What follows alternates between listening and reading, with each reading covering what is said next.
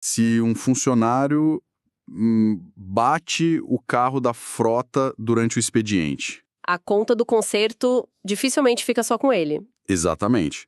Ou se um adolescente atira uma pedra e quebra a vitrine de uma loja. São os pais que abrem a carteira, né? São os pais.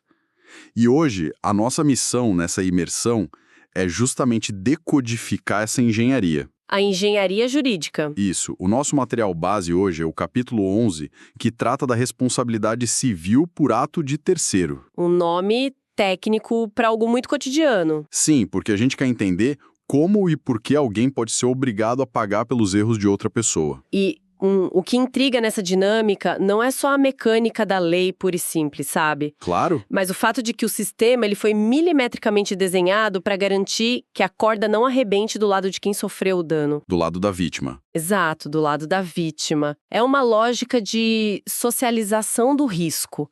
E isso afeta qualquer pessoa na nossa audiência que seja mãe, pai, empregador ou até mesmo, tipo, hóspede de um hotel. A arquitetura invisível das relações de subordinação e confiança na nossa sociedade. Perfeito. Toda pessoa que exerce autoridade, comando ou vigilância sobre outra acaba carregando nas costas uma contingência patrimonial invisível. Certo, vamos desempacotar isso. Vamos lá? Porque o fascinante dessa evolução é o abismo filosófico entre as regras do passado e as de hoje.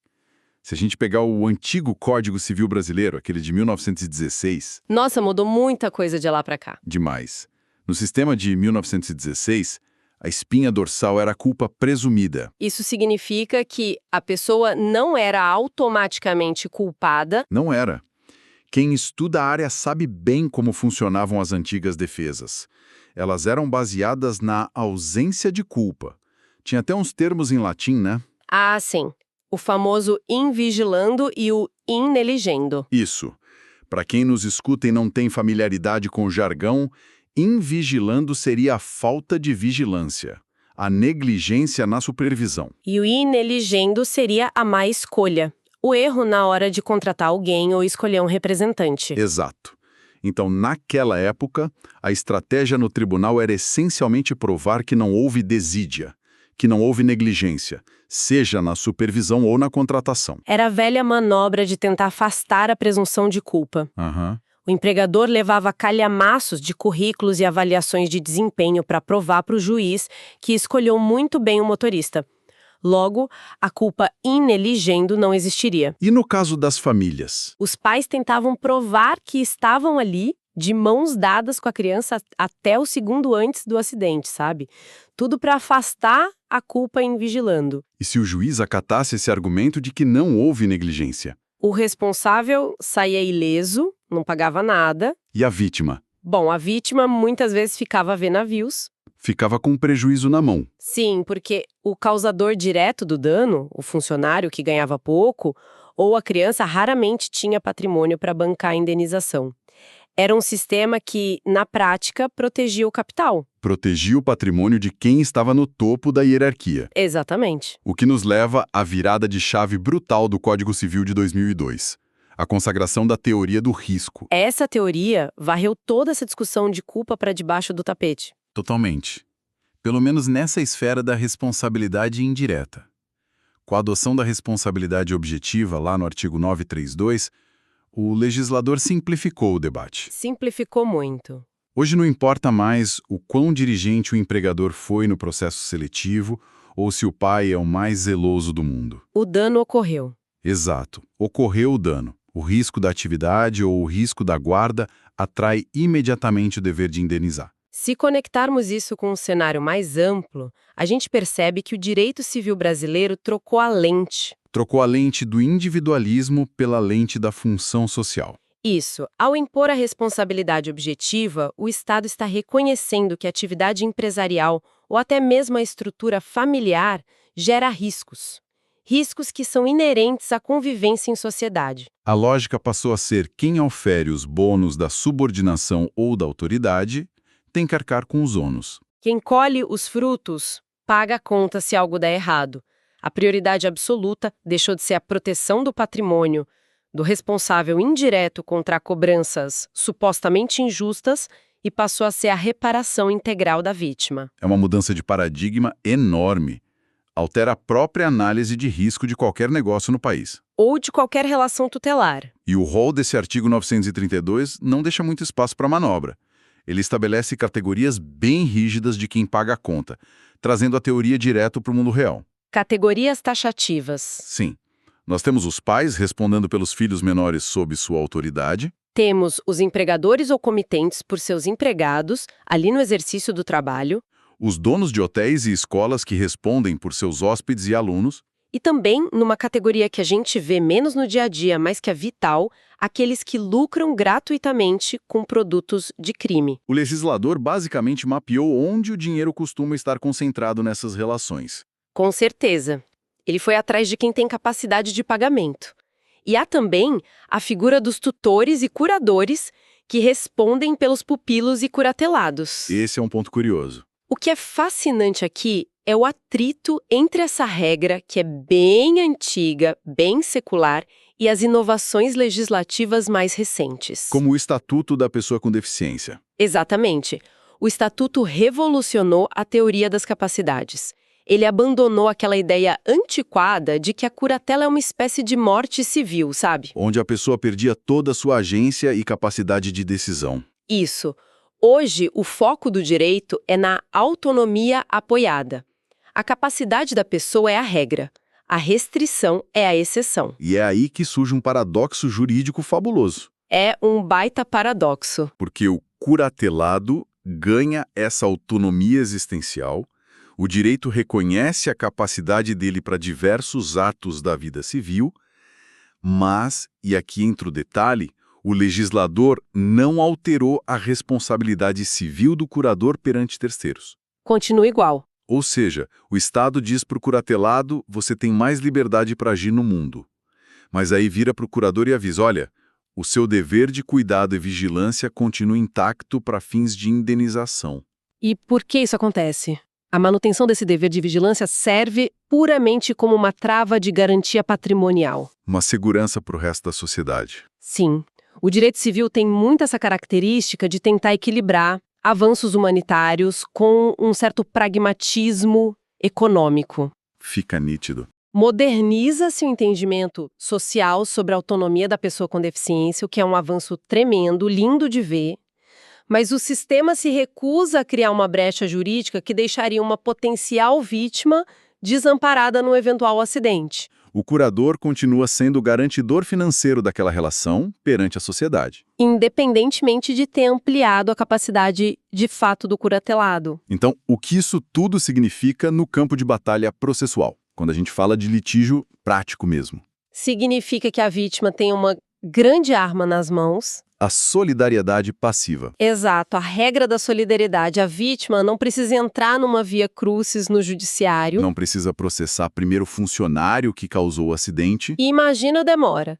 Ter que executar primeiro o funcionário, procurar bens no nome dele para só depois, caso não encontre nada, tentar a sorte contra a empresa. A lei facilita a vida de quem sofreu o dano. A regra permite colocar todo mundo no polo passivo da ação de uma vez só. Ou simplesmente mirar direto no bolso mais fundo, que normalmente é o empregador ou o responsável legal. E a solidariedade é um motor que faz essa reparação ser rápida e eficiente. É o que garante o pagamento. No entanto, o sistema também oferece uma válvula de escape para quem pagou essa conta alheia. O famoso direito de regresso. Isso mesmo. A empresa que arca com uma indenização milionária por causa de um funcionário imprudente, ela não vira simplesmente uma seguradora filantrópica. Não é caridade. Longe disso. Quem paga a dívida subroga-se no direito de cobrar aquele valor do verdadeiro causador do dano. Mas tem um requisito, né? Tem. O responsável só pode cobrar de volta se conseguir provar que o causador direto agiu com dolo ou culpa material. A regra do regresso parece perfeitamente razoável no ambiente corporativo. Faz todo sentido. A empresa indeniza a vítima do atropelamento lá fora e depois executa o motorista negligente internamente. Mas, lendo os documentos, há uma exceção expressa no código que sempre gera muito debate. Ah, exceção de ouro. Sim. A lei veda, ela proíbe a ação de regresso se o causador do dano for descendente do responsável e for absoluta ou relativamente incapaz. E essa restrição é um prato cheio para a análise econômica do direito. Eu fico fascinada com esse trecho. Dá um nó na cabeça de muita gente. Dá mesmo. Pensa no exemplo clássico.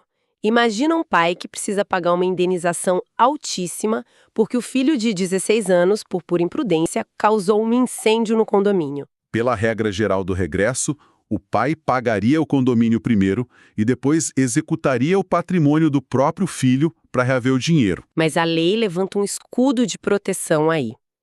Por ser descendente e por ser incapaz, o regresso é totalmente bloqueado. Mas não há um perigo moral oculto nisso? Como assim? Pense na distorção da coisa. Isso significa que um adolescente de 17 anos que possua muito patrimônio próprio, digamos que seja um jovem ator famoso ou alguém que herdou uma fortuna imensa dos avós, ele sai com o patrimônio dele intacto dessa confusão. Enquanto o pai assume o prejuízo. Exato. Um pai que muitas vezes é assalariado e não tem a mesma saúde financeira. Ele assume toda a ruína patrimonial sozinho. A vítima é indenizada, claro, que é o foco da lei. Mas a justiça interna da família não fica comprometida ao blindar esse incapaz abastado. É uma ótima pergunta. E a crítica faz muito sentido sob a ótica da estrita reparação.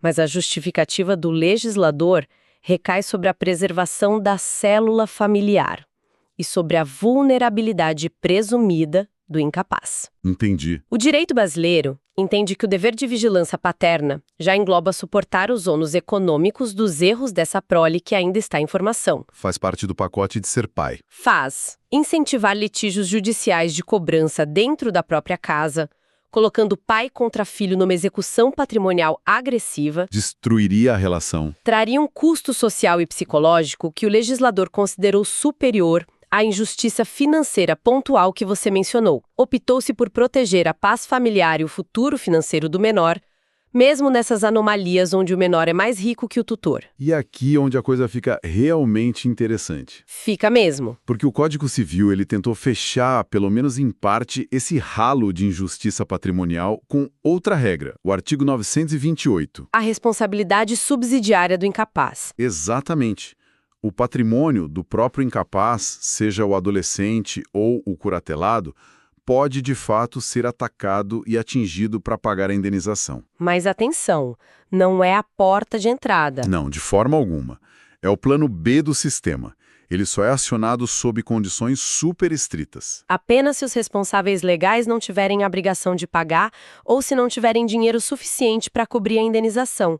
A subsidiariedade é a chave de tudo aqui. A vítima bate primeiro na porta do pai. Isso, se o pai for insolvente, se não tiver um centavo furado para garantir a execução e o menor causador do dano for titular de bens, aí sim o juiz autoriza a invasão no patrimônio do incapaz. Contudo, e esta talvez a nuance mais delicada de toda a teoria da responsabilidade civil no Brasil, essa execução sofre um freio ético fortíssimo. Um freio indispensável. O artigo 928 exige expressamente que a indenização seja equitativa. Equitativa. E proíbe terminantemente que ela prive o incapaz ou os dependentes dele do que for necessário para sua subsistência. É a aplicação direta e reta do princípio da dignidade da pessoa humana servindo como teto para a reparação civil. A vítima tem o direito à reparação integral, claro, esse é o dogma central. Mas quando o devedor é incapaz, esse dogma cede um pouco. Cede. O juiz é forçado a fazer uma matemática moral dificílima ali no caso concreto. Equilibrar a dor e o prejuízo de uma vítima que pode ter sofrido um dano físico ou material catastrófico, com a garantia do mínimo existencial do causador do dano. O juiz simplesmente não pode confiscar tudo a ponto de jogar o incapaz na miséria absoluta. O que vira uma equação quase impossível na prática diária dos fóruns. Imagine uma vítima que perdeu a capacidade de trabalhar devido a um acidente sério causado por um incapaz. Uma situação trágica. A vítima precisa de tratamento vitalício e o incapaz tem um patrimônio razoável, mas que a única fonte de sustento futuro dele próprio. Como se resolve isso? é o grande desafio. Como o juiz define o que é esse necessário para a subsistência do incapaz sem esvaziar a justa indenização que a vítima merece? É bem um momento em que a frieza da letra da lei encontra a complexidade trágica da vida real. O patrimônio responde sim, mas de uma forma mitigada. E a palavra equitativa dá ao magistrado um poder discricionário imenso para modular o valor final da conta dependendo das nuances de cada caso. É um equilíbrio e uma corda muito bamba. Muito. Mas deixando um pouco esse terreno das incapacidades e voltando os olhos de novo para as relações de negócio. Vamos lá. Existe um ponto na nossa fonte de hoje que sempre causa arrepios no meio empresarial. O conceito de preposto. Esse conceito tira o sono de muito empresário. Pregados e prepostos. Mas a jurisprudência esticou essa definição até o limite do elástico, não é? Esticou absurdamente. Não estamos mais limitados à formalidade da carteira de trabalho assinada ou a contratos robustos registrados em cartório de prestação de serviço. Não mesmo. A informalidade é o verdadeiro campo minado da responsabilidade objetiva no Brasil. A configuração da figura do preposto independe de vínculo empregatício formal ou de ter uma remuneração fixa caindo na conta todo mês. O que basta, então? Basta existir uma relação de subordinação ou dependência de fato, ou simplesmente que alguém esteja atuando sob a direção ou no interesse de um terceiro. No interesse de um terceiro. Sim, e a abrangência disso é monstruosa para quem analisa os riscos. Pode ser o motorista terceirizado, pode ser o representante comercial autônomo. E pode ser aquele amigo que está quebrando um galho na loja no fim de semana de movimento. Perfeito. Se a pessoa estava agindo porque você mandou ou para trazer algum benefício para o seu negócio, a jurisprudência entende que há preposição. E com ela vem de brinde a responsabilidade objetiva solidária. Exato. Cai tudo no seu colo. Vamos colocar isso numa situação quase absurda para ilustrar bem para nossa audiência, mas que é plenamente possível. Se eu estou organizando um evento na minha casa, um churrasco, e eu peço para um amigo, como um favor completamente gratuito, sem pagar nada, pegar o meu carro e ir ali comprar mais gelo. Um favor entre amigos. Um favor. E no caminho, por pura distração, ele causa um engavetamento gigantesco, destruindo 3 carros importados novinhos. Nossa! Sem contrato de trabalho, sem pagamento, só um favor. Pela lógica do interesse e desse comando ocasional, eu acabei de criar um preposto ali na hora e posso ser responsabilizado solidariamente por todo o dano milionário na esfera civil. Surpreendentemente, sim. E a jurisprudência tem vários precedentes que dizem exatamente isso. A teoria da guarda da coisa, que no caso é o seu carro, somada ao fato de que ele executava uma tarefa no seu interesse e sob o seu pedido expresso. Incrível. Isso pode perfeitamente caracterizar a relação de preposição ocasional. A lei não exige habitualidade, não exige contraprestação financeira, o foco dos tribunais recai na direção da vontade. Você delegou uma tarefa que estava na sua esfera de interesse particular. Eu mandei ele comprar o gelo. Exato. Ao fazer isso, o ordenamento jurídico entende que você assumiu os riscos inerentes à execução daquela tarefa por uma terceira pessoa. É a materialização bruta no dia a dia da teoria do risco criada lá em 2002. O que serve de alerta permanente para todo mundo que pede um favor. Um alerta enorme. Em resumo, a gente pode ver que a evolução do sistema jurídico nacional abandonou de vez aquela velha busca cansativa pela culpa subjetiva nas relações de comando. Abandonou mesmo. E passou a focar em 3 pilares concretos que a gente destrinchou aqui. Primeiro, a responsabilidade objetiva imposta pela teoria do risco.